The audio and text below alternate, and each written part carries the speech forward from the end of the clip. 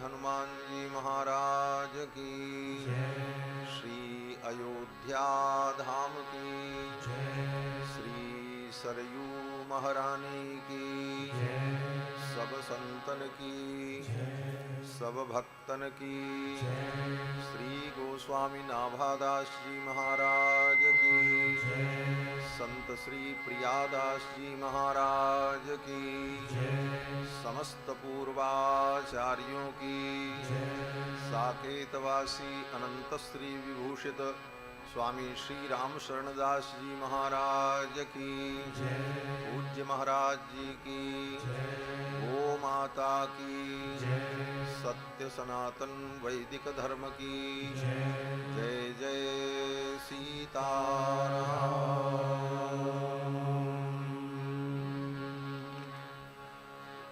Hari Om